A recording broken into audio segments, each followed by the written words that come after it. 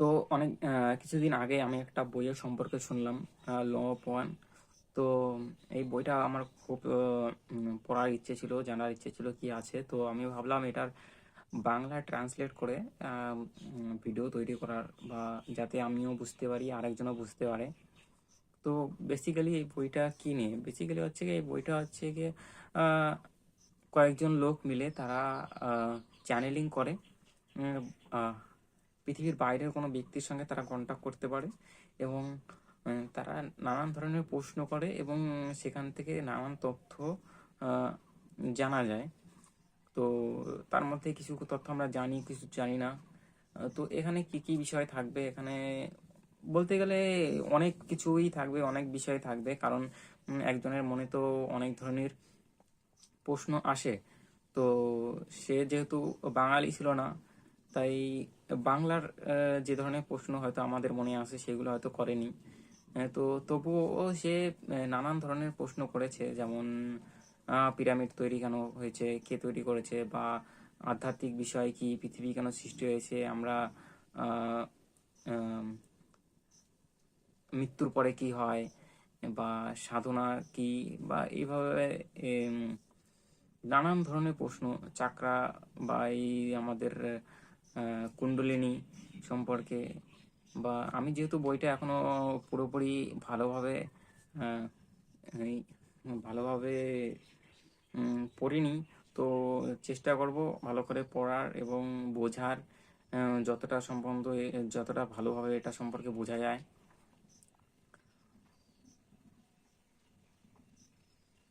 তো চলো আমরা এই বইটা সম্পর্কে শিখি। তো বইটা আর প্রথম যে কন্টাক্টের আগে, ওনারা যেখান থেকে কন্টাক্ট শুরু করেছেন, প্রশ্ন শুরু করেছেন, তার আগে যতটা পার্ট আছে চেষ্টা করব রিডিং পড়ে, শুধু রিডিং পড়ে যাব, কি আছে বিষয়বস্তু হালকা করে বোঝার জন্য, যে কি দিয়েছেন ওনারা ওইখানটায়। আর পরবর্তী পার্টটা যেখানে 1.1 থেকে আমরা যখন শুরু করব, তখন আমরা ওটার বিস্তারিত ব্যাখ্যা বোঝার চেষ্টা করব। তাহলে আপাতত আমরা চলো শুরু করি। বইটার বিস্তারিত সম্পর্কে যদি জানতে চাও, তাহলে এটা আছে তোমার এখানটায় llresearch.org লাইব্রেরি, এখানটায় লেখা আছে সার্চ বাটনে দেখো। তো এখানটায় গিয়ে এই বইটা সম্পর্কে তোমরা পাবে। এখানে এই ল অফ ওয়ান, এখানে যে পিডিএফ আছে, এখানে অনেক ভাষায় আছে, ইংলিশ আছে, তারপর হিন্দি আছে। তো নানান ধরনের ভাষায় আছে, যে কোনো ভাষায় তোমরা পড়তে পারো, বাংলায় আপাতত নেই। তো আমাদের ইচ্ছা আছে, আমাদের টিমের ইচ্ছা আছে যে এটাকে বাংলা ট্রান্সলেট করে ওখানটায় দেওয়া। তো চলো আমরা শুরু করি।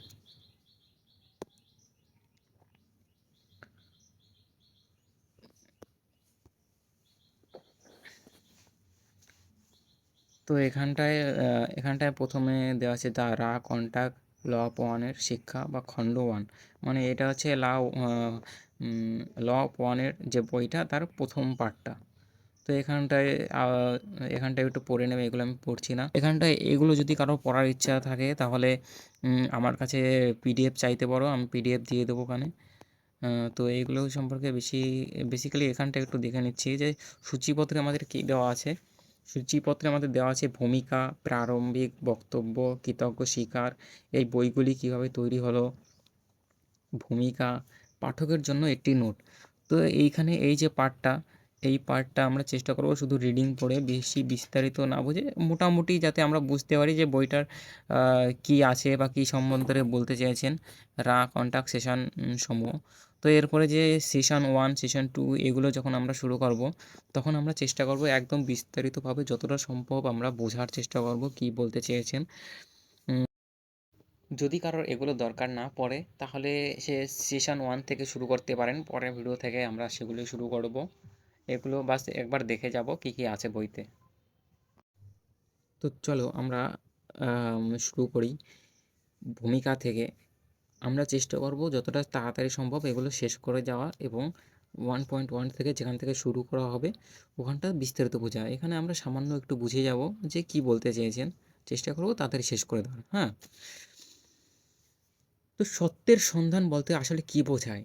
এর কোনো একক সম্পূর্ণ সাম্যযুক্ত সংখ্যা কখনো ছিলই না, আর ভবিষ্যতেরও হয়তো থাকবে না। জ্ঞান অর্জন এবং মানুষের পরিপূর্ণতার দিকে যাওয়ার পথের সংখ্যা আকাশের তারার মতো অসংখ্য। আর এগুলোকে এক কথায় একটি সংক্ষিপ্ত বর্ণনায় পুরোপুরি বোঝানো কঠিন। বেসিক্যালি এখানে বলেছেন যে যে সত্য অনেকভাবে পাওয়া যায়, এর পথ তা আকাশের তারার মতো অসংখ্য। সত্যকে খোঁজা, যে সত্যের কথা বুদ্ধদেব বলেছেন, যে সত্যের কথা বিবেকানন্দ বলেছেন, যে সত্যের কথা ওশো বলেছেন, তো এই সত্যকে খোঁজার রাস্তা অসংখ্য, আকাশের তারার মতো। আর এগুলো ছোটোখাটোভাবে, ছোট কথায় মানে এক কথায় সংক্ষিপ্তভাবে বোঝানো খুবই মুশকিল, এটাই বলতে চাইছেন।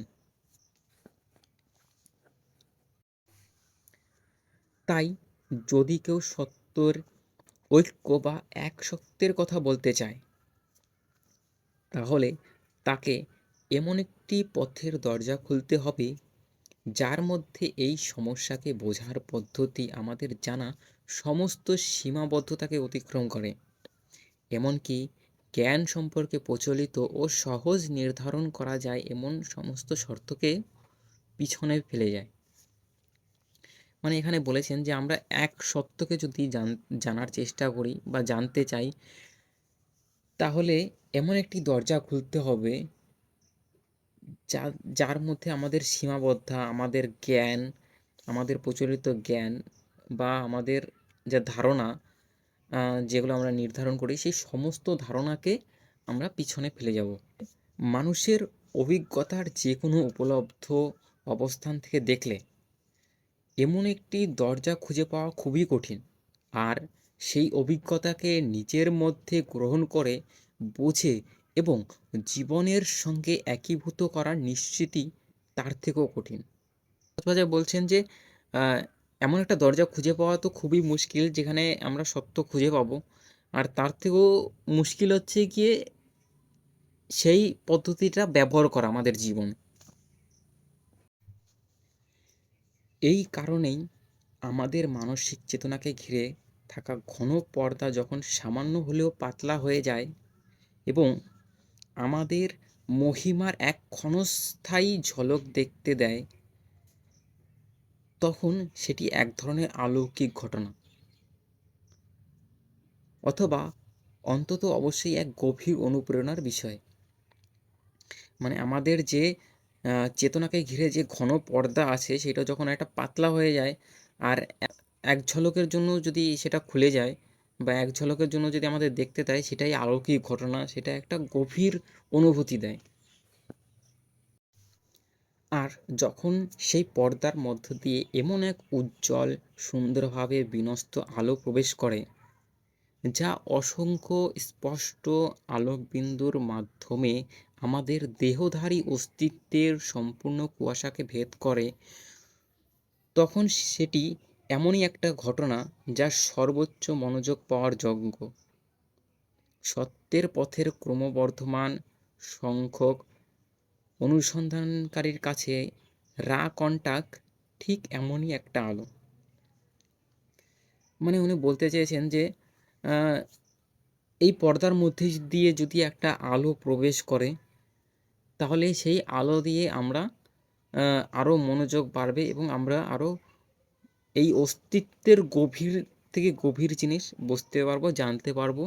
আর এই আলো হিসাবে কাজ করবে রা কন্টাক, বা রা কন্টাক বলতে বলা হয়েছে যে ওই সময় যে তারা রায়ের সম্প্রদায়ের সঙ্গে বা রায়ের গোষ্ঠীর সঙ্গে যোগাযোগ করেছিল, সেখান থেকে যে তথ্য আমরা জানতে পারি, সেই তথ্যগুলোই আমাদের আলো হিসাবে কাজ করবে আমাদের জীবনে, এই ঘন পর্দাকে ভেদ করে গভীরে বোঝার জন্য।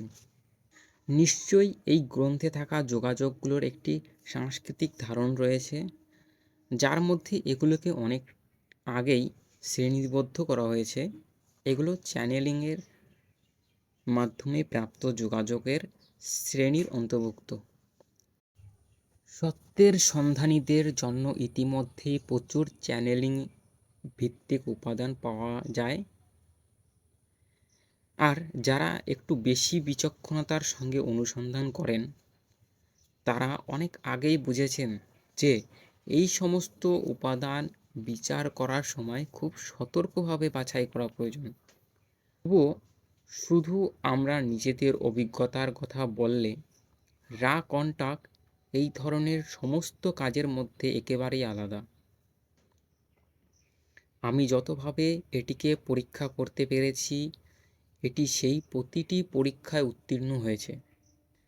এর ব্যাপ্তি, ধারাবাহিকতা, গভীরতা এবং কখনো শেষ না হওয়া জ্ঞানের দিক থেকে এর কোনো তুলনা বা সমকক্ষ আমি পাইনি। তবে এই সমস্ত বিচার আসলে একজন পাঠক হিসাবে আমার ব্যক্তিগত মূল্যায়ন মাত্র। আমাদের প্রত্যেককেই নিজের সিদ্ধান্তে পৌঁছতে হবে। তাই আমি শুধু এই লেখাটি আপনাদের সামনে আন্তরিকভাবে তুলে ধরছি এবং প্রত্যেক সত্যনিষ্ঠ পাঠকের প্রতি আমার আন্তরিক শুভকামনা জানাচ্ছি। বাইরের দৃষ্টিকোণ থেকে দেখলে যাদের ল অফ ওয়ান এর প্রতি গভীর এবং দীর্ঘস্থায়ী আগ্রহ রয়েছে তাদের একত্রিত হওয়ার দৃশ্য কিছুটা আশ্চর্যজনক। প্রায় আর কোথাও দেখা যায় না যে বিজ্ঞানী, ইঞ্জিনিয়ার, দার্শনিক, কবি, মিস্টিক, অর্থনীতিবিদ, কৃষক এবং অফিস ম্যানেজার, এত ভিন্ন পেশা ও চিন্তার মানুষ এটি সত্যের অনুসন্ধানের বৃত্তে একত্রিত হয়েছে। উপস্থিত বিষয়গুলির মধ্যে একটি ধারণ ভিত্তি খুঁজে পান। এই বিষয়টি এই উপাদানের বহুমাত্রিকতা বা নানা দিক থেকে আগ্রহের ক্ষমতার কথা বলে, যা সত্যি অন্তত চমকপ্রদ। এই বহুমাত্রিকতার মধ্যে প্রবেশ করার জন্য আমি অন্য কোনো পথ জানি না, শুধুমাত্র লেখাটিকে খুব মনোযোগ দিয়ে পড়া ছাড়া। একের পর এক এমন বহু বাক্যাংশ নিয়ে চিন্তা করতে হয় যেগুলো এমন এক মহাজাগতিক দৃশ্যপটের দিকে দরজা খুলে দেয় যার ব্যাপ্তি বিস্ময়কর। একই সঙ্গে এগুলো ভবিষ্যতেও আরও অনুসন্ধান করার সম্ভাবনারও ইঙ্গিত দেয়। এই যোগাযোগকে সম্ভব করে তোলা তিনজন সাহসী অভিযাত্রীর সম্মিলিত প্রচেষ্টার যে কাহিনী নিজেই এমন একটি গল্প যা শোনা অত্যন্ত মূল্যবান।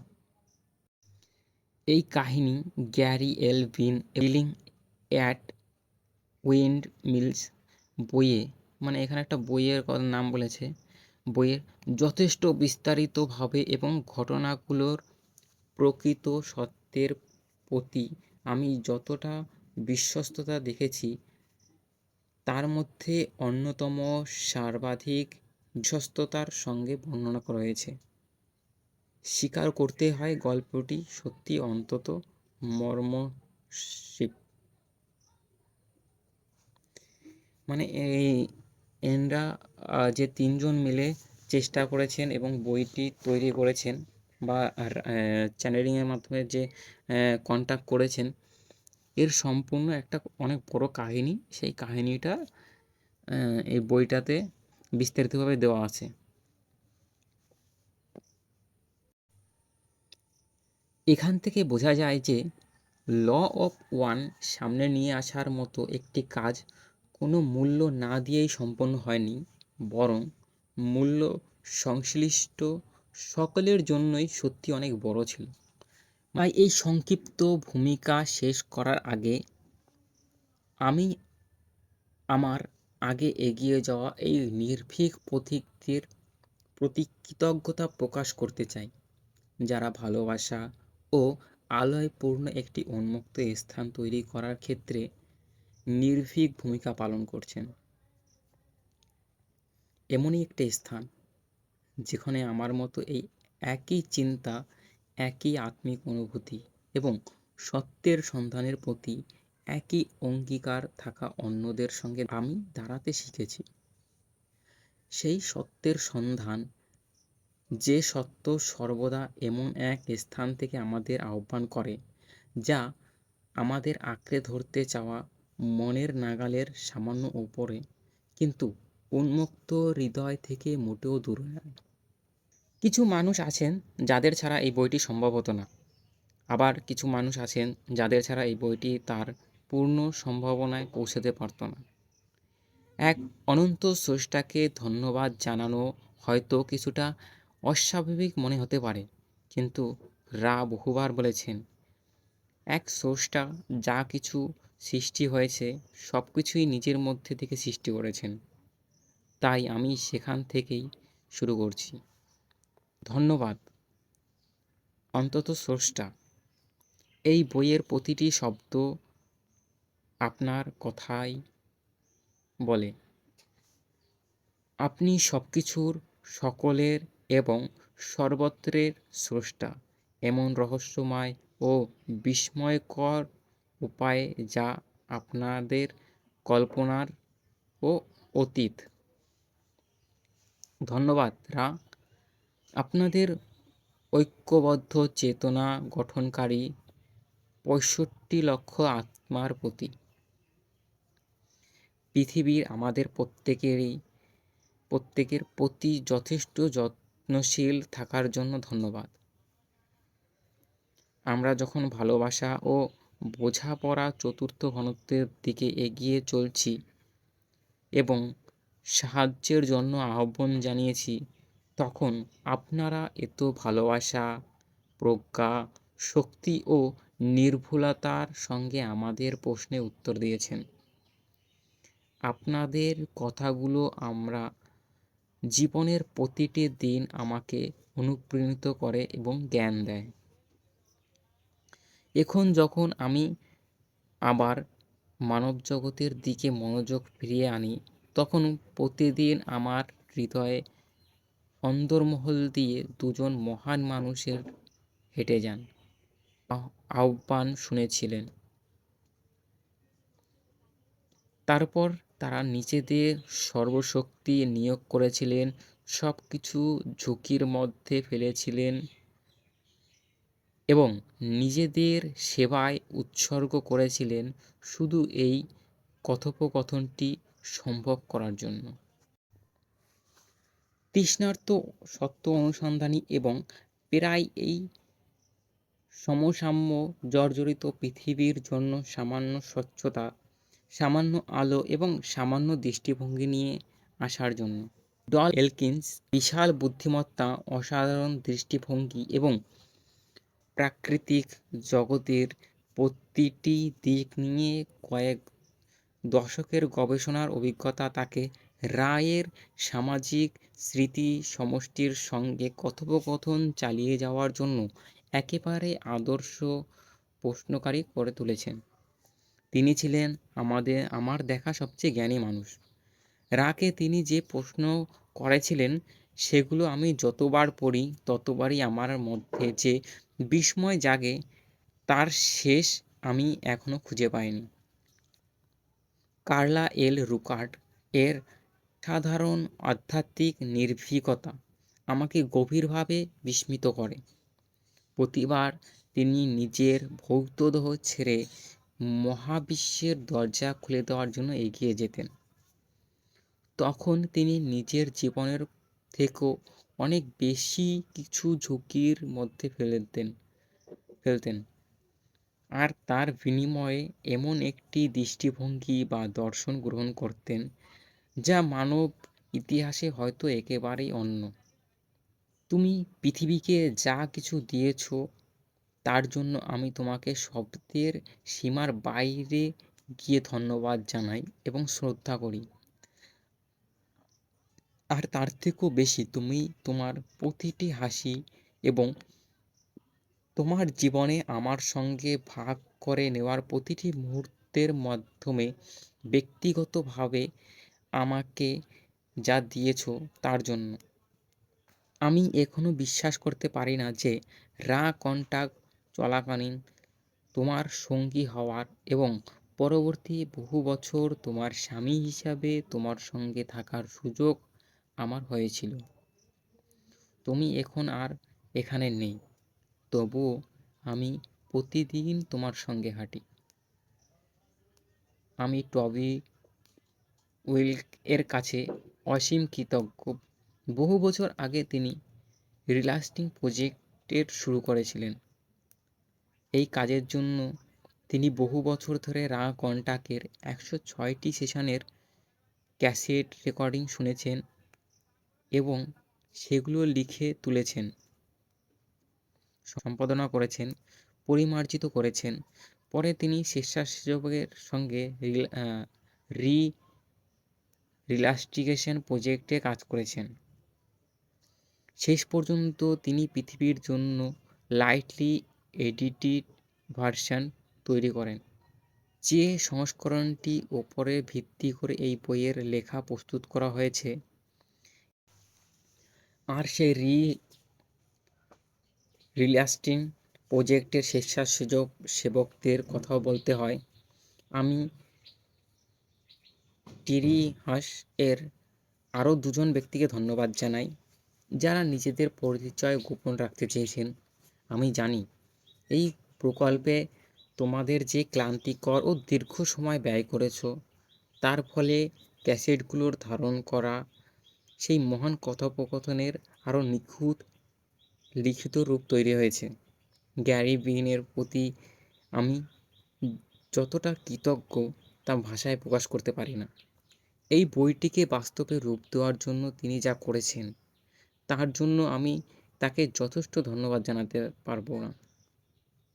এডিট ভার্সন দিয়ে শুরু করে দ্য রা কন্টাক প্রকাশের পর্যন্ত আমি আমাদের দলকে নেতৃত্ব দিয়েছেন।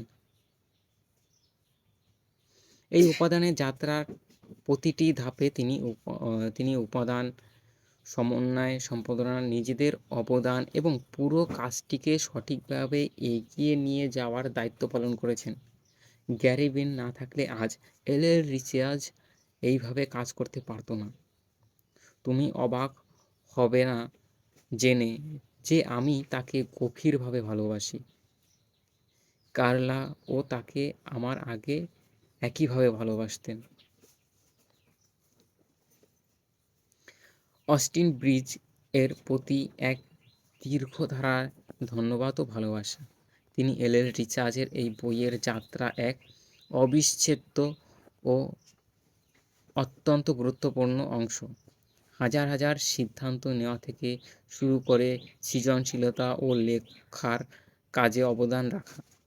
গ্যারি এবং আমার সঙ্গে মাসের পর মাস ধরে চলা কঠিন চূড়ান্ত সম্ভাবনার কাজ করা, পুরো বইয়ের ফরম্যাট তৈরি করা, মুদ্রণের ব্যবস্থা করা এবং সূচি ইনবক্স গঠন করা। দ্য রা কন্টাকের বিকাশে অ্যাস্টিন এর শক্তিশালী ও পরিশ্রম ছিল অমূল্য এবং পথপ্রদর্শক সহায়তা। স্টিভেন থেম্যানকে ধন্যবাদ এই বইয়ের ইন্ট্রোডাকশন সম্পাদনায় সাহায্য করার জন্য, ফরওয়ার্ড লেখার জন্য এবং কার্লাইয়ের মৃত্যুর পর আমাকে আমার চ্যানেলিংয়ের সেবায় কাজে ফিরে আসতে সাহায্য করার জন্য। জিফ ডার্টেসকে হাজার গুণ ধন্যবাদ। তিনি তার পদ্ধতিগত চিন্তাশক্তি ব্যবহার করে 106টি সেশন নিয়তভাবে পড়েছিলেন এবং সেখান থেকে 202টি শব্দের একটি তালিকা তৈরি করেছেন। এই শব্দগুলো কার্লা এবং আমার নিজস্ব সংযোজনের সঙ্গে মিলিত।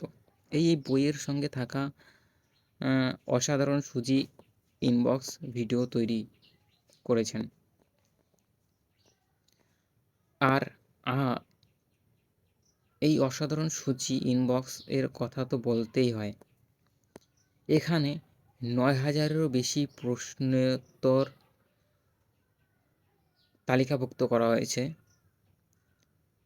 প্রাথমিক শব্দের তালিকা থেকে শুরু করে গ্যারি একটি বিশাল স্বেচ্ছাসেবী উদ্যোগে সমন্বয় করেছিলেন, যা সত্যিই সারা পৃথিবী জুড়ে বিস্তৃত হয়েছিল। Kentucky, Washington, Ohio, Colorado, Virginia, Tennessee, tennis এর বন্ধুদের থেকে শুরু করে China, Germany, Italy.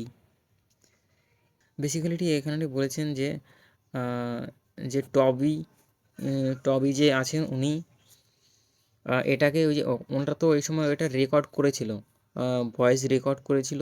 Voice record ইউটিউবে আছে, চাইলে কেউ দেখতে পারো।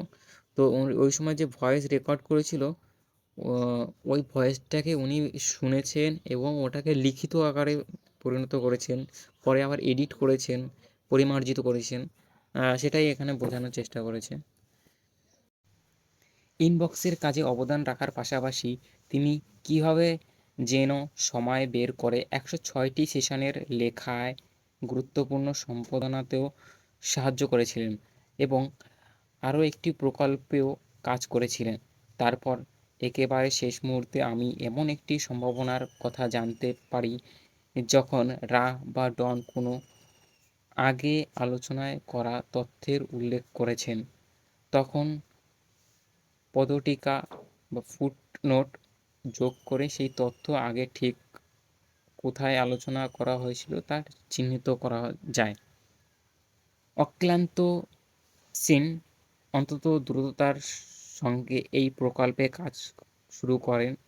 আমরা যে 17টি উদাহরণ চিহ্নিত করেছিলাম তার সঠিক প্রশ্নোত্তর খুঁজে বের করার পর তিনি আরও 98টি এমন উদাহরণ খুঁজে পান যা রা বা ডন আগে উল্লেখ করা কোনো উপাদানের দিকে ইঙ্গিত করেছেন।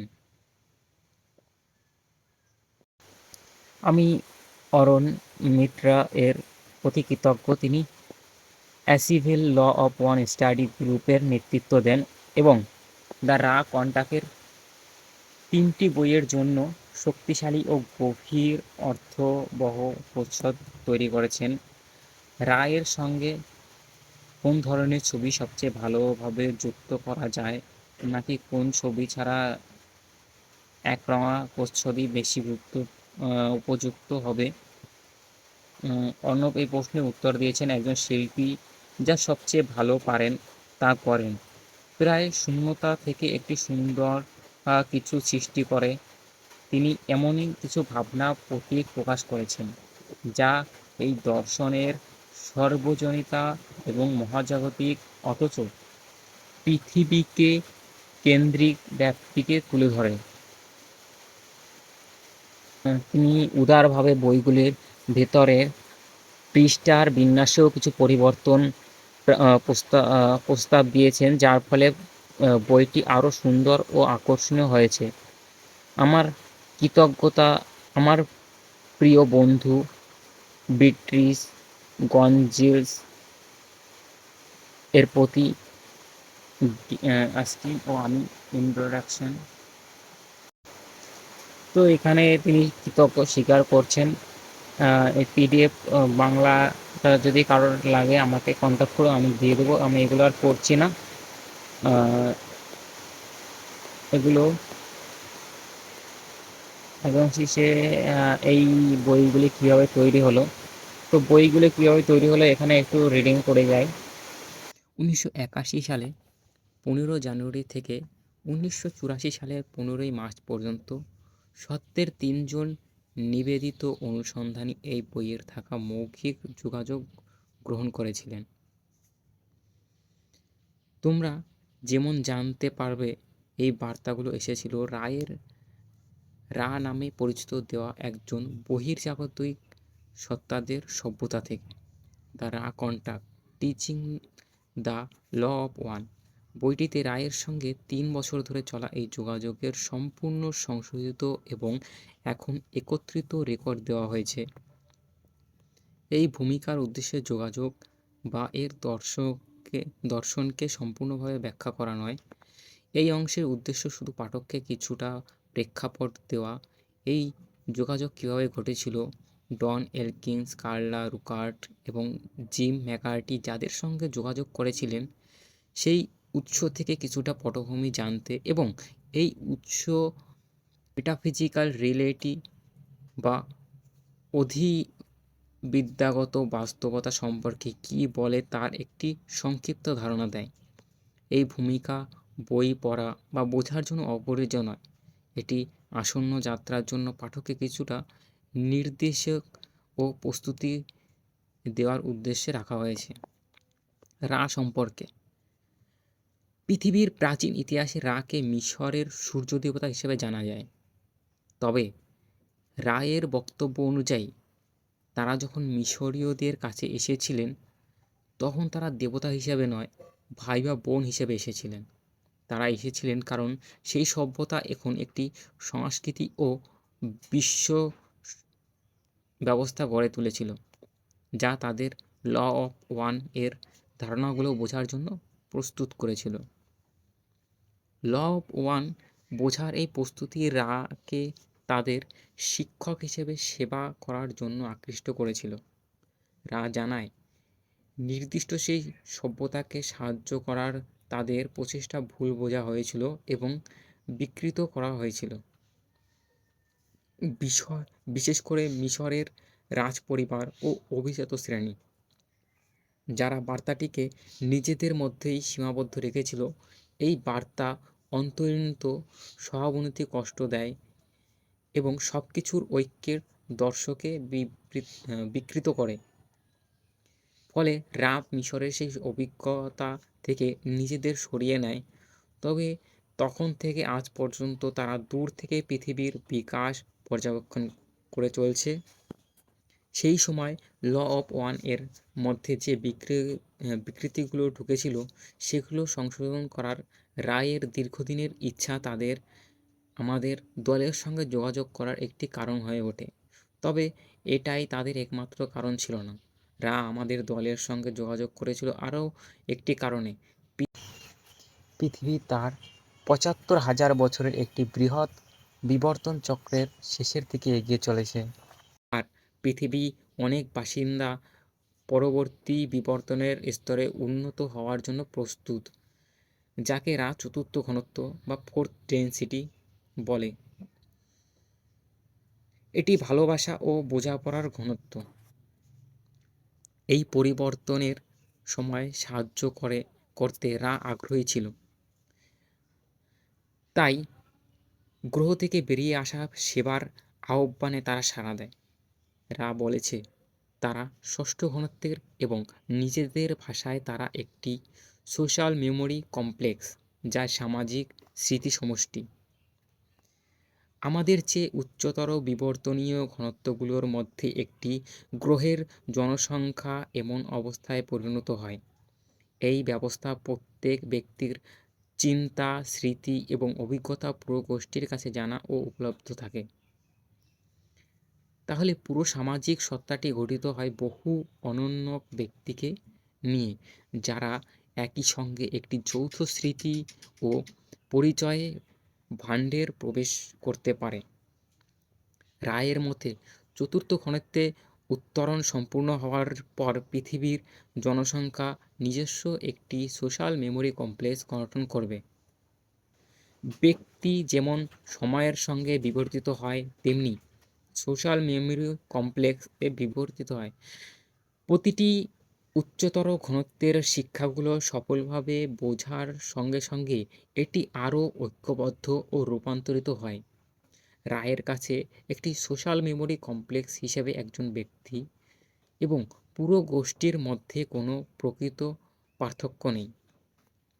তাই আমরা যখন রায়ের সঙ্গে যোগাযোগ করছিলাম তখন আমরা সোশ্যাল মেমোরি কমপ্লেক্স এর একজন ব্যক্তিগতভাবে প্রকাশিত সত্তার সঙ্গে কথা বলছিলাম।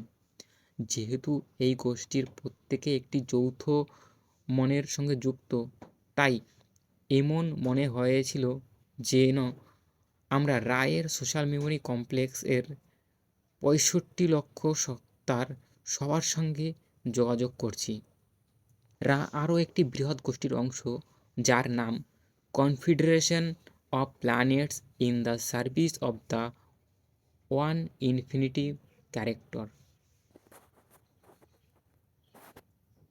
এতে আমাদের স্থায়ী মিল্কি ওয়ে গ্যালাক্সি অঞ্চলের বিভিন্ন গ্রহে আরও অনেক সোশ্যাল মেমোরি কমপ্লেক্স অন্তর্ভুক্ত। রায়ের মতো এই কনফেডারেশন এর সদস্যরা দীর্ঘদিন ধরে পৃথিবীর বিভিন্ন ব্যক্তি ও গোষ্ঠীকে চ্যানেলিং এবং অন্যান্য উপায়ে নিজেদের সেবা দিয়ে আসছেন। এই গ্রহের সঙ্গে তাদের যোগাযোগে আমাদের গভীর প্রাগৈতিহাসিক অতীত পর্যন্ত বিস্তৃত। আমাদের দল 1962 সালে কাজ শুরু করার পর থেকেই এই কনফেডারেশনের বিভিন্ন সদস্যের যোগাযোগে ছিল। কনফেডারেশনের প্রধান বার্তা সবসময় ছিল, আমরা ঐক্যের একটি মহাবিশ্বে বাস করছি। আমরা যে পৃথিবীকে দেখি তা একটি মায়া ও ইলিউশন। আমরা এখানে ভালোবাসা কীভাবে দিতে ও গ্রহণ করতে হয় তা শেখার জন্য এসেছি, এবং ধ্যান হলো আমাদের প্রত্যেকের মধ্যে থাকা স্রষ্টাকে আবিষ্কার করার অন্যতম প্রধান উপায়। এই কথোপকথনের সময় রা অবশ্যই তাদের নিজস্ব দৃষ্টিভঙ্গির দায়িত্ব নিয়েছেন, কিন্তু তারা কোনো কৃতিত্ব দাবি করেননি। তারা স্পষ্ট করেছিলেন যে তাদের যা বলার আছে তা শুধু তাদের নিজস্ব দৃষ্টিভঙ্গি, তাদের ভাষায়। এটি এমন তথ্যের ওপর কিছুটা ভিন্ন দৃষ্টিকোণ, যা সবসময় একই এবং চিরকালই একই। তারা চায়নি যে তাদের এই তথ্যের উৎস হিসেবে চিহ্নিত করা হোক। তারা চাইতো না যে তাদের এই তথ্যের উৎস হিসেবে তাদের চিহ্নিত করা হোক, বরং তারা বিশেষভাবে অনুরোধ করেছিল যে তাদের ল অফ ওয়ানের বিনীত বার্তাবাহক হিসেবে বর্ণনা করা হোক। এই বক্তব্যের মধ্যে তারা নিজেদের সীমাবদ্ধতা স্বীকার করে এবং সেই এক সত্যের সঙ্গে নিজেদের সম্পর্কে সম্মান জানায়, যে সত্য মহাবিশ্বের প্রতিটি আপাতত পৃথক পরিচয় অতিক্রম করে, আবার একই সঙ্গে সেগুলোকেও নিজের মধ্যে ধারণ করে। আমরা অনুসন্ধানীকে উৎসাহিত করি যেন সে ভালোবাসা ও আলোর এক অনন্ত উৎস হিসাবে নিজেদের মনোযোগ সরিয়ে না নেয়।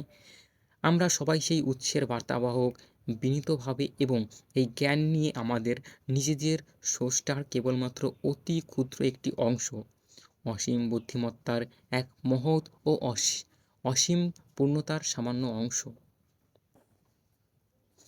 পঞ্চম ঘনত্ব হলো আলোর ঘনত্ব। এখানে প্রজ্ঞা, উইজডম, এই পরবর্তী ঘনত্বে উত্তরণের প্রধান বিষয় ও মানদণ্ড হয়ে ওঠে। ষষ্ঠ ঘনত্ব, চতুর্থ ঘনত্বে শেখা ভালোবাসা সঙ্গে পঞ্চম ঘনত্বে শেখা আলো ও প্রজ্ঞার ভারসাম্য ও ঐক্য ঘটনায়। এর ফলে অন্যদের সেবা করার এমন এক শক্তি তৈরি হয় যা শুধু ভালোবাসা, শুধু প্রজ্ঞার চেয়ে বেশি কার্যকর। এই জায়গাটা আমরা একটু পড়ব এবং বোঝার চেষ্টা করব। সপ্তম ঘনত্ব এক অভিজ্ঞতার স্তরে পৌঁছায় যা বর্ণনা করা আরও কঠিন। মানে সপ্তম ঘনত্ব এমন একটা জায়গায় পৌঁছাবে যেটা বর্ণনা করা খুবই কঠিন। আর এর মতে এটি চিরন্তনতার ঘনত্ব, ডেনসিটি অফ ফরেভারনেস। এখানে আমরা এক অনন্ত স্রষ্টার সঙ্গে সম্পূর্ণ সামঞ্জস্যের দিকে এগোতে শুরু করি। মানে সপ্তম ঘনত্ব যেটা হবে সেটা একদম আমরা সামঞ্জস্যের সঙ্গে আরও এগোতে থাকি স্রষ্টার সঙ্গে। অষ্টম ঘনত্ব হলো সমগ্র সৃষ্টির এক অন্তত স্রষ্টার সঙ্গে সম্পূর্ণ মিলন বা একীভবন। এটিকে একটি নতুন অক্টেভের প্রথম ঘনত্ব হিসেবে দেখা যায়। যেটা অষ্টম ঘনত্ব আছে সেটা হচ্ছে একদম স্রষ্টার সঙ্গে মিলন, আবার এই অষ্টম ঘনত্ব যেটা এইটা হচ্ছে এক নতুন অক্টেভের শুরু করে, যেটা অক্টেভের প্রথম ঘনত্ব হিসাবে দেখা যায়। যেটা অক্টেভের প্রথম হিসাবে মানে অষ্টম ঘনত্ব আবার প্রথম ঘনত্ব হিসাবে দেখা যায় অন্য কোনো ঘনত্বের। এখানে অক্টেভ ধারণাটি সঙ্গীতের স্কেলের নোটগুলির বিন্যাসের মতো। অক্টেভ ধারণাটি সঙ্গীতের স্কেলের নোটগুলির বিন্যাসের মতো। এই অক্টেভের ফলাফল শেষ পর্যন্ত আরেকটি অক্টেভের জন্ম দেয়। সেই নতুন অক্টেভের ফলাফল আবার পরবর্তী অক্টেভের জন্ম দেয়। এইভাবে প্রক্রিয়া অসীম কাল পর্যন্ত চলতে থাকবে। বলছে যে অক্টেভের আম এই যে আমাদের ফোর্থ ডেনসিটি চলছে, এরপরে আস্তে, আস্তে এগোতেই থাকবে। তারপর গিয়ে অক্টেভে পৌঁছাবে। অক্টেভে যখন পৌঁছাবে, মানে ৮ম ঘনত্বে যখন পৌঁছাবে, তারপরে আবার একটা নতুন অক্টেভ শুরু হবে। ওখান থেকে যেখানে পর্যন্ত এটা অক্টেভ শেষ হবে, সেইখান থেকে আবার নতুন অক্টেভের শুরু হবে। এভাবেই অসীমকাল পর্যন্ত চলতে থাকবে। রা কন্টাক্ট কীভাবে তৈরি হলো? ডন এলকিন্স যখন জুনিয়র হাই স্কুলে পড়তেন, তখন থেকেই তিনি জীবনের বড় বড় প্রশ্ন করতে শুরু করেছিলেন। আমি এটা একটু তাড়াতাড়ি পড়ার চেষ্টা করছি, যাতে তাড়াতাড়ি শেষ করা যায়। রা কন্টাক্ট কীভাবে তৈরি হলো? ডন এলকিন্স যখন জুনিয়র হাই স্কুলে পড়তেন, তখন থেকেই তিনি জীবনের বড় বড় প্রশ্ন করতে শুরু করেছিলেন। প্রতিদিনের পড়ালেখা ও অঙ্কের পাশাপাশি তিনি নিজের মনে ভাবতেন, জীবনের অর্থ কী? মহাবিশ্ব কত বড় এবং এটি কিভাবে কাজ করে? আমরা কি জানি না? জীবন ও মহাবিশ্বের এই ধারার টুকরোগুলো একত্র থেকে বোঝার আকাঙ্ক্ষা তার এই জীবনের পুরো সময় জুড়েই কখনো কমেনি। পেশাগত জীবনে এলকিন্স পরবর্তীতে মেকানিক্যাল ইঞ্জিনিয়ার এবং ফিজিক্স দুটি বিষয়েই অধ্যাপক হন। আর ব্যক্তিগত জীবনে তিনি ইউএফও, পূর্বজন্ম এবং আরও কিছু বিষয়ের দৃঢ় অনুসন্ধানী হয়ে ওঠেন, যেগুলোকে মোটামুটিভাবে অতিপ্রাকৃতিক বা প্যারানর্মাল বিষয় অনুসন্ধান বলা যেতে পারে। তিনি বুঝতে পেরেছিলেন যে আধুনিক বিজ্ঞান মহাবিশ্বের মৌলিক কার্যপ্রণালী এবং উদ্দেশ্য পুরোপুরি প্রকাশ করতে পারছে না। মানে যে আধুনিক বিজ্ঞান আছে তা আমাদের এই যে প্রশ্নগুলো এগুলো দিতে পারছে না। তাই বিজ্ঞান থেকে প্রশ্নের উত্তর দিতে পারেনি, সেই উত্তর খুঁজতে তিনি এই সব ক্ষেত্রের দিকে মনোযোগ দেন। কার্লা এল রুকার্ট শৈশব থেকেই সাধারণ বুদ্ধিমত্তা এবং অত্যন্ত গভীর ও ব্যক্তিগত বিশ্বাসের অধিকারী ছিলেন।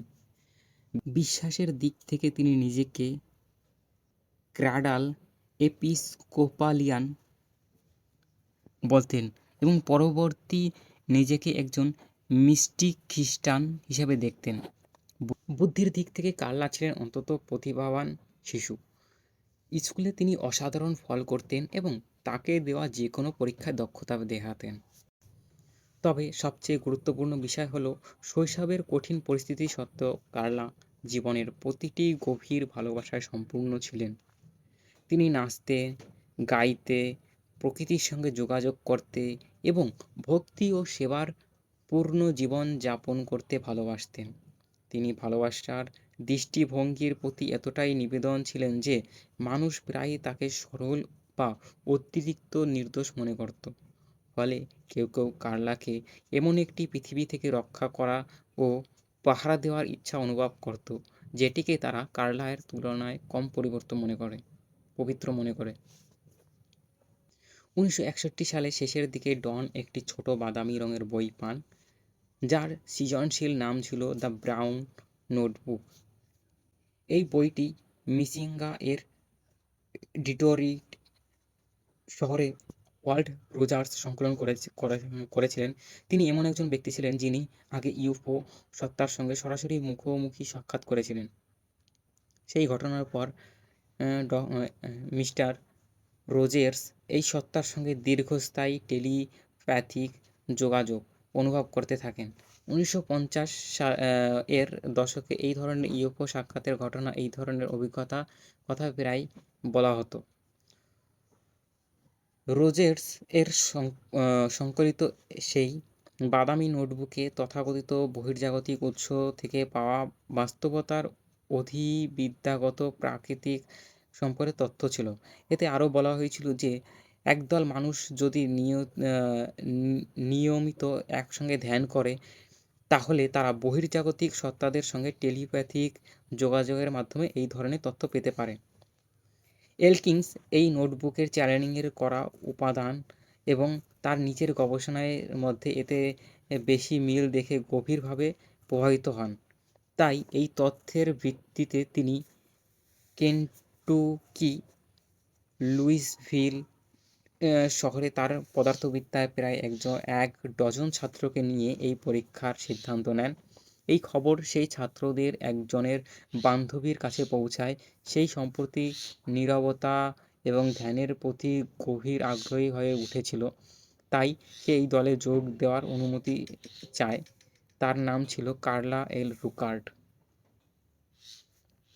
ডন দলটির সদস্যদের বলেননি যে কী ঘটতে পারে। তিনি শুধু বলেছিলেন, সবাই একসঙ্গে ধ্যান করলে হয়তো কিছু আকর্ষণীয় ঘটনা ঘটতে পারে।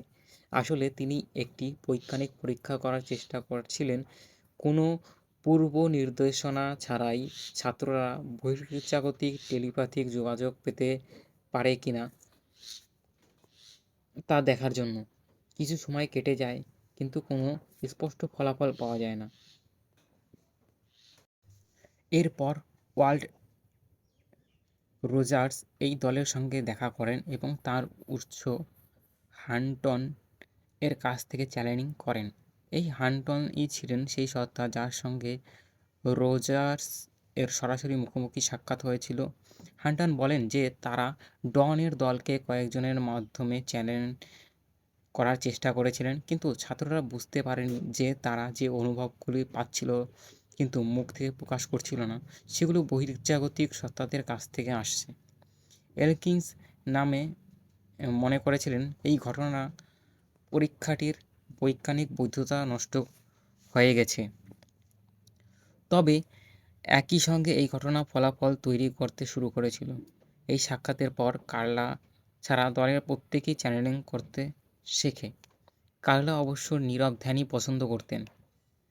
এই সাক্ষাতের পর কার্লা এবং ডন নিজেদের নিজস্ব জীবনের পথে কিছু সময়ের জন্য ভিন্ন ভিন্ন দিকে এগিয়ে যান। তবে শেষ পর্যন্ত তারা আবার একত্রিত হন এবং 1968 সালে গবেষণা ও সত্যের অনুসন্ধানকে কেন্দ্র করে একটি যৌথ উদ্দেশ্য আনুষ্ঠানিকভাবে একসঙ্গে কাজ শুরু করেন। এই 2 বছর পর 1970 সালে তারা এলএল কোম্পানিতে প্রতিষ্ঠিত হন। 1976 সালে এই প্রতিষ্ঠানের নাম পরিবর্তন করে এলএল রিসার্চ রাখা হয়। আর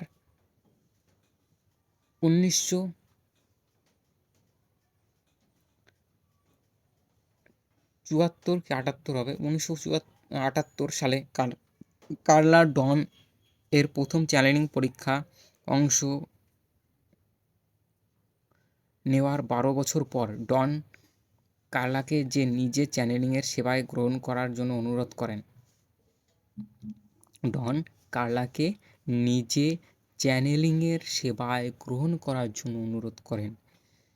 কাকতালীয়ভাবে এই একই বছর এলকিন্স চ্যানেলিংয়ের ক্যাশকে রেকর্ডিংগুলো ফেলে না দিয়ে বা পুনর্ব্যবহার না করে সংরক্ষণ করতে শুরু করেন। কার্লা এর চ্যানেলিংয়ের দক্ষতা এবং ডন এর প্রাথমিক চ্যানেলিংয়ের পদ্ধতিকে কার্লাকে যে উন্নতি করেছিলেন, এই দুইয়ের মিলে বার্তাগুলো মানে একটি বড় ধরনের উন্নতি ঘটে। এই উন্নতিগুলোর মধ্যে কার্লা এমন কিছু গুরুত্বপূর্ণ পদ্ধতি তৈরি করেন যা পরে এলএল রিসার্চের চ্যানেলিং পদ্ধতির প্রধান বৈশিষ্ট্য হয়ে ওঠে। এর মধ্যে ছিল ইনস্ট্রুমেন্টেরিং বা মাধ্যম চ্যানেলিংকারীকে প্রস্তুত ও সুরে আনার পদ্ধতি এবং কন্টাক্ট চ্যানেলিং বা যোগাযোগকারী সত্তার পরিচয় ও উদ্দেশ্য যাচাই করার পদ্ধতি।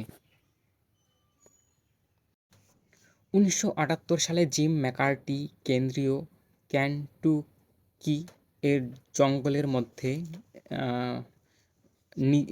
নিজের 132 একর জমিতে নিজ হাতে তৈরি করা একটি কাঠের কেবিনে বাস করছিলেন। তিনি প্রায় সম্পূর্ণভাবে মূলধারার সমাজ ব্যবস্থা থেকে বিচ্ছিন্নভাবে জীবনযাপন করতেন। এক সন্ধ্যায় তিনি ব্যাটারি চালিত রেডিওতে কেন্টুকি এর ওয়াশিংটন থেকে সম্প্রচারিত WKQQ স্টেশন শুনেছিলেন। তখন তিনি ইউএফও বিষয় নিয়ে ডন এলকিন্স এবং কার্লা রুকার্ডের একটি সাক্ষাৎকার শুনছিলেন। জিম এই বিষয়ে এতটাই আগ্রহী হয়ে পড়েন যে তিনি আশা করছিলেন একদিন তাদের সঙ্গে দেখা করতে পারবেন।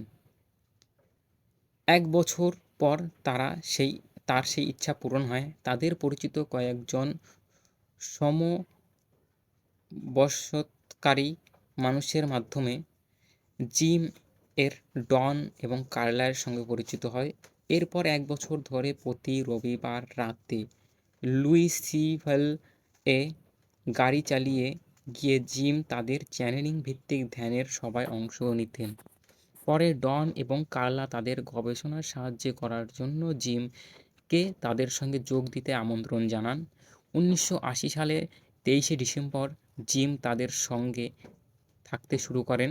মাত্র 23 দিন পর 1981 সালের 15ই জানুয়ারি কার্লা যখন একজন ছাত্রকে কীভাবে চ্যানেলিং করতে হয় তা শেখাচ্ছিলেন, তখন কার্লা এর মাধ্যমে একটি কণ্ঠস্বর কথা বলে উঠল এবং বলল, আই অ্যাম রা, আমি রা।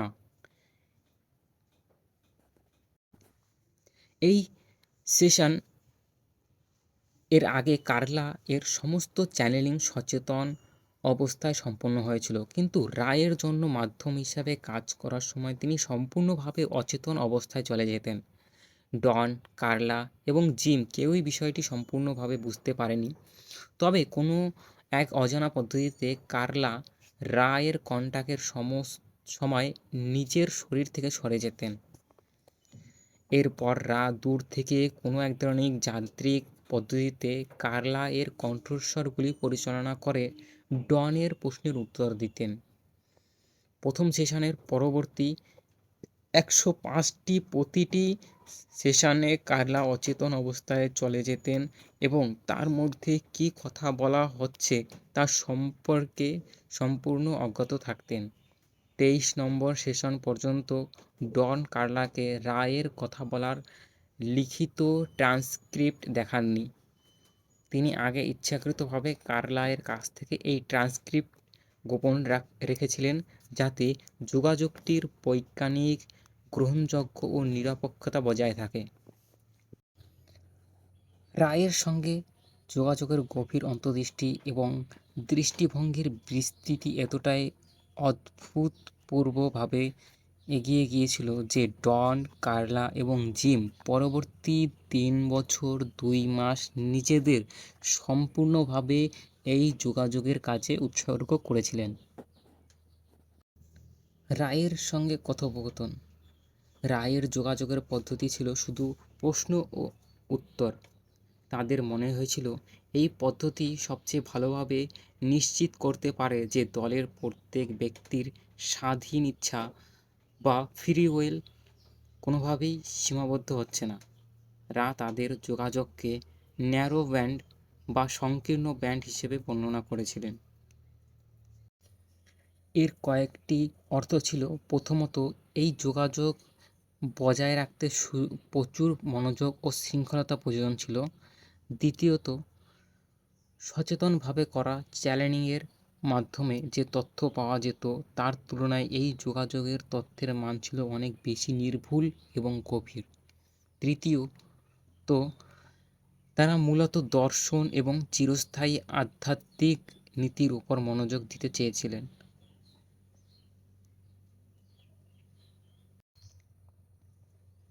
এর অর্থ হল এমন সাময়িক তথ্য এড়িয়ে চলা যার কোনো দীর্ঘস্থায়ী মূল্য নেই।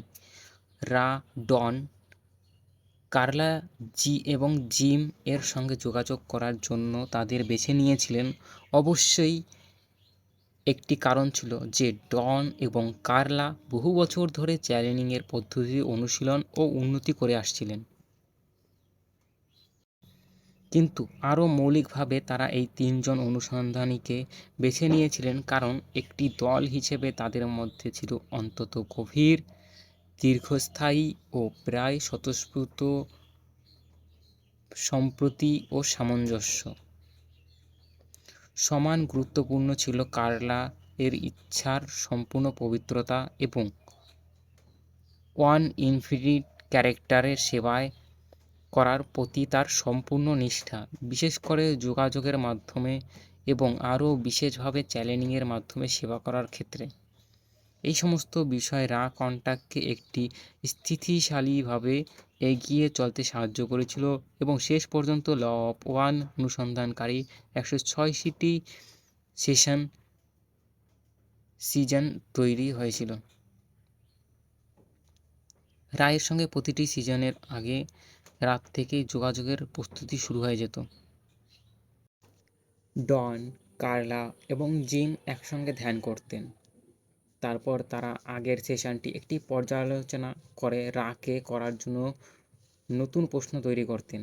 তারা লক্ষ্য করেছিলেন যে যৌন শক্তি আদান প্রদান কার্লাকে প্রাণশক্তি বাড়িয়ে রাস সেশন এর সময়কাল দীর্ঘ করতে সাহায্য করত। তাই কার্লা এবং জিম তাদের মধ্যে ইতিমধ্যে একটি ঘনিষ্ঠ সম্পর্ক ছিল। এই শক্তির আদান প্রদান ওয়ান ক্যারেক্টার এবং রা কন্টাক্টের উদ্দেশ্যে উৎসর্গ করতেন। সেশনের সকালে ডন, কার্লা এবং জিম হালকা নাস্তা করতেন।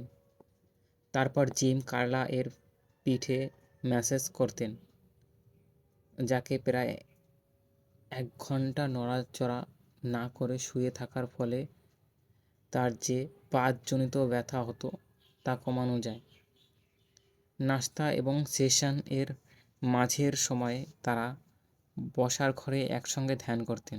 এই ধ্যানের সময় ডন প্রায়ই রাকে করার জন্য আরও 1-2টি প্রশ্ন পেতেন। এরপর তারা রা রুমে যেতেন এবং ঘরের মাঝখানে থাকা বিছানায় কার্লাকে শুইয়ে দিতেন। সফলভাবে রেকর্ড করার জন্য জিম 3টি টেপ রেকর্ডার প্রস্তুত করতেন। ডন রা যেগুলো অ্যাপার্টিনেন্সেস বলেছিলেন, অর্থাৎ বাইবেল, ধূপ, জল ভরা পাত্র এবং মোমবাতি, সেগুলোর অবস্থান মেপে নিশ্চিত করতেন যে রায়ের নির্দেশ অনুযায়ী সেগুলো সর্বোত্তম অবস্থানে রয়েছে। এই জিনিসগুলো রা কার্লায়ের ব্যক্তিগত জীবনে বিশেষ অর্থ বহন করত বলে বেছে নিয়েছিলেন, কারণ কার্লা তার চার্চে অল্টার গাইড এর সদস্য ছিলেন এবং প্রতি রবিবার এই জিনিসগুলো দিয়ে চার্চের বেদি সাজাতেন। কার্লা যখন নিজের শরীর থেকে সরে যেতেন, তখন এই জিনিসগুলো তার জন্য অত্যন্ত সত্যনাদায়ক।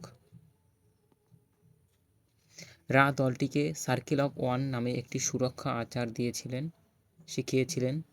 এই আচারে ডন এবং জিম কার্লাকে ঘিরে হেঁটে বেড়াতেন এবং কিছু কথা বারবার উচ্চারণ করতেন, যা অন্যদের সেবা করার তাদের ইচ্ছাকে প্রকাশ করত।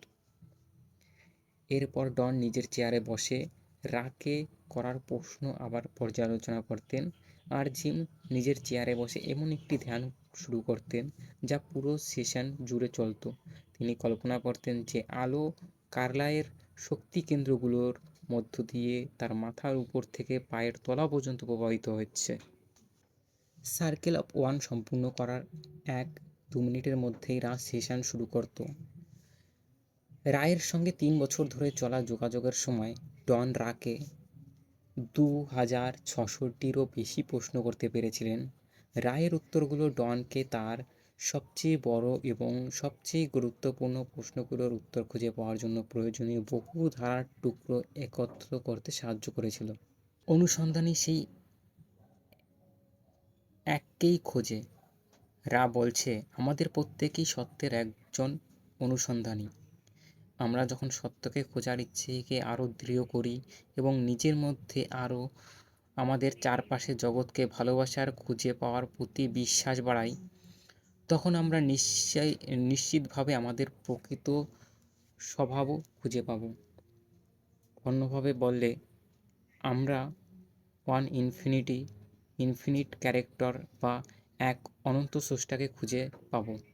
রা বলছে, অনুসন্ধানী সেই এককেই খোঁজে। এই এককে খুঁজতে হলে, যেমন আমরা বলছি, একজনকে নিজের ভারসাম্যপূর্ণ এবং নিজেকে গ্রহণ করতে সক্ষম অবস্থায় আনতে থাকতে হবে। তাকে নিজের আপাতত বিকৃতি বা অসম্পূর্ণতাগুলো সম্পর্কে সচেতন হতে হবে। আবার একই সঙ্গে নিজের সম্পূর্ণ পরিপূর্ণতা সম্পর্কেও সচেতন থাকতে হবে। এই ভারসাম্যপূর্ণ সচেতনতার মধ্যে স্থির হয়ে সত্তাটি তখন নিজেকে সেই মহাবিশ্বের কাছে উন্মুক্ত করে যে মহাবিশ্ব আসলে সে নিজেই। তখন সমস্ত কিছুর আলোক শক্তি এই তীব্র অনুসন্ধানের দ্বারা আকৃষ্ট হতে পারে। আর যখন অন্তরের অনুসন্ধান আকৃষ্ট ও মহাজাগতিক প্রাণশক্তির সঙ্গে মিলিত হয়, তখন সেই একের উপলব্ধি ঘটে। আমাদের চ্যানেলিং সেশনগুলোর সময় কনফেডারেশন প্রায় সবসময় প্রতিটি সেশনের শুরুতে অনুসন্ধানকারীদের পরামর্শ দিত বার্তাগুলোকে মনোযোগ দিয়ে বিবেচনা করতে এবং তারপর নিজের বিচার বুদ্ধি ব্যবহার করে নির্ধারণ করতে কোনটি নিজের জন্য সহায়ক ও সত্য বলে মনে হয়, আর যা নিজের জন্য উপযুক্ত নয় তা পিছনে ফেলে দিতে হয়। এই বইয়ের পাঠকদের প্রতিও আমার একই কথা বলছি। রায়ের কথাগুলো পড়ার সময় আমরা সবাই খোলা কিন্তু বিচারবোধক সম্পন্ন মন দিয়ে এগিয়ে আসতে উৎসাহ করি। ওপরে আমরা সত্য শব্দটি ব্যবহার করেছি, কিন্তু আমরা তোমাদের মনে করিয়ে দিতে চাই, তুমিই সেই সত্য যাকে তুমি খুঁজছ। কোনো বার্তা, দর্শন বা শব্দের যে কোনো সমষ্টি কখনো তুমি যে সত্তা তার সমান হতে বা তার বিকল্প হতে পারে না। নিজের মধ্যে, তোমার বন্ধু, তোমার পরিবারের মধ্যে এবং তোমার চারপাশের পৃথিবীর ওয়ান ইনফিনিটি ক্যারেক্টারকে খোঁজার এই যাত্রায় তোমার জন্য আশীর্বাদ রইল। পাঠকদের উদ্দেশ্যে একটি নোট। 1980 দশকের শুরুর দিকে ডন কার্লা এবং আমি যখন রায়ের সঙ্গে সেশনগুলো করছিলাম, তখন আমরা জানতাম যে আমাদের জীবনের শ্রেষ্ঠ সময়গুলো আমরা পার করছি। আমরা জানতাম এই কাজই ছিল পৃথিবীতে আমাদের আসার প্রধান কারণ। আমরা প্রায় বিশ্বাসই করতে পারতাম না যে এমন বহির্জাগতিক সত্তাদের সঙ্গে কাজ করার সৌভাগ্য আমাদের হয়েছে, যারা সৃষ্টির প্রকৃতি, আমরা কীভাবে তার মধ্য দিয়ে বিবর্তিত হই, জীবনের অর্থ এবং কীভাবে ভালোবাসা, আলো ও একত্বের সমস্ত কিছুর মৌলিক ভিত্তি, এইসব বিষয়ে এত সুন্দর, এত নির্ভুল এবং এত গভীরভাবে কথা বলতো। খুব সহজে ভাবে বলতে রা আমাদের হৃদয় ও আত্মার ভাষার কথা বলতো, আর তার যা কিছু বলতো তার সঙ্গে আমরা গভীর সুরে অনুরূত হতাম। বছরের পর বছর ধরে আমরা দেখেছি সত্যের অনুসন্ধানীদের মধ্যে একটি ছোট সম্প্রদায়ও রয়েছে যারা রায়ের তথ্যের সঙ্গে একই রকম শক্তিশালী ও গভীর অন্তর্নিহিত সুরে সম্পর্ক অনুভব করে। তুমি যদি সেই মানুষের মধ্যে একজন হও, তাহলে আমাদের পরিবারে তোমাকে স্বাগতম। আমরা হয়তো কখনো একে অপরের সঙ্গে দেখা করতে পারবো না, তবু এটা জেনে ভালো লাগে যে তুমি এখানে আছো। ওয়ান ইনফিনিটি ক্যারেক্টারের প্রতি আমাদের এই যৌথ সেবার মধ্যে আমরা সবসময় একসঙ্গে আছি, আমাদের শারীরিক বাস্তবতা বাইরের থেকে যেমনই মনে হোক না কেন। তাই আমরা তোমার কাছে আমাদের ভালোবাসা ও আলো পাঠাচ্ছি, আর আমরা তোমাকে অনুরোধ করছি তুমি যে বর্তমান ও ভবিষ্যৎ জীবনের অভিজ্ঞতার মধ্য দিয়ে যাবে, সেখানে যাদের সঙ্গে তোমার দেখা হবে তাদের প্রত্যেকের সঙ্গে তোমার ভালোবাসা ও আলো ভাগ করে নিও। জিম ম্যাকার্টি। তো আমরা এখান থেকে এটা বাংলাটা শেষ করলাম বলতে এখানটায় আমরা সেশন এবার 1 শুরু করব। আমরা সূচিপত্র, পাঠকের নোট, ভূমিকা, বইগুলি কীভাবে তৈরি হলো, কৃতজ্ঞ শিকার, এগুলো একটা দেখে নিলাম। তারপর আমরা এবার পরে সেশন 1 শুরু করব। আর আশা করি আমরা ওটা যতটা সম্ভব বিস্তারিত এবং ভালোভাবে বোঝার চেষ্টা করব কী বলতে চেয়েছেন, প্রশ্ন উত্তর নিয়ে একদম বিস্তারিত ব্যাখ্যা করব। তো আমাদের সাথে থাকার জন্য অত্যন্ত ধন্যবাদ। আমরা এখন থেকে শুরু করছি, আস্তে আস্তে আমরা সেশন 1 থেকে শুরু করে চেষ্টা করব ভালো করে বোঝার এবং শেখার। তো পরবর্তী ভিডিও আমরা সেশন 1 থেকে শুরু করব। সবাইকে ধন্যবাদ। আর যদি কারো মনে কোনো প্রশ্ন থাকে অবশ্যই আমাকে জানাবেন।